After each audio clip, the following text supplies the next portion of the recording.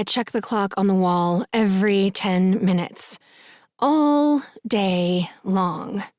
Time is creeping by like a turtle through a field of molasses, and not even the fact that the floor is done, the kitchen is nearly finished, and icing is finally starting to look like a high-class bakery instead of a tired old donut shop, can ease my case of the fidgets.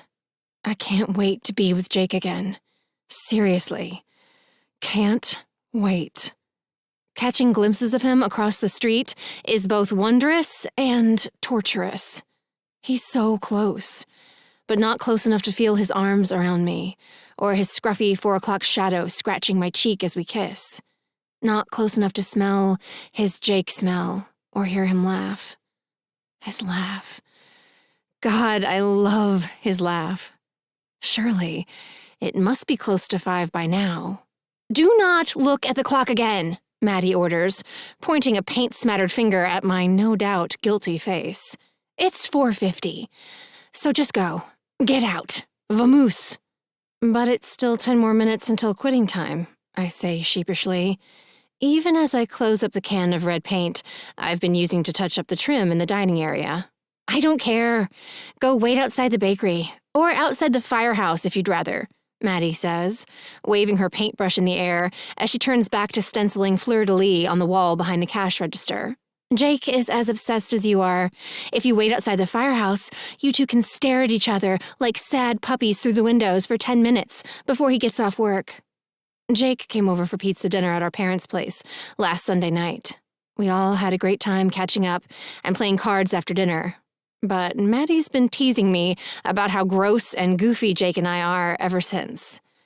But it's good-natured teasing, and I can tell she's happy for me.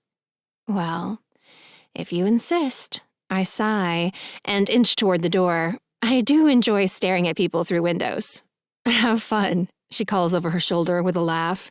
And behave at the hayride. Don't do anything I wouldn't do if I'd been drinking whiskey. I snort. Oh, I'll keep it much more decent than that. Maddie's usually a pretty reserved person, but to get even a shot of whiskey in her and my sweet, mild-mannered little sister turns into a hellion with fire in her eyes and a wild streak a mile long. There's not much Maddie won't do under the influence of Jim Beam or Jack D, which is why she usually stays far away from the stuff.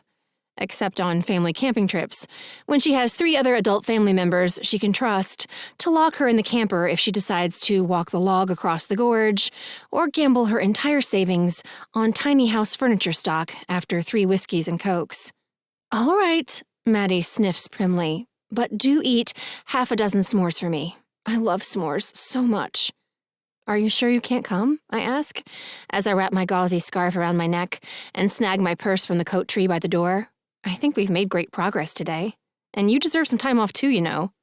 I know, but the last time I visited that farm in Happy Cat, an alpaca stole my hat. I laugh. Stole it? Did he try to eat it or something? No, he stole it. Somehow he ended up wearing it as he pranced around the pasture. And he looked so fabulous and fashionable, I couldn't bring myself to steal it back. She shrugs. Besides, Arya's coming over to hang the paintings she did this week. I can't wait to see them. She turns, her hands on her hips, as she surveys the space with a look of satisfaction. And she's bringing Felicity over, too. I plan to get that precious baby snuggle monster all sugared up on snickerdoodles and watch her go crazy on the toddler guitar I bought her. That'll be much more fun than a hayride. Sounds like it, I say. I'm tempted to stay myself. Yeah, right. She rolls her eyes. Get out of here, Miss Love Drunk. I'll see you tomorrow, after you've had half a dozen orgasms. Oh, I expect I'll have more than that. I duck outside, in time to avoid getting hit by the croissant Maddie hurls my way.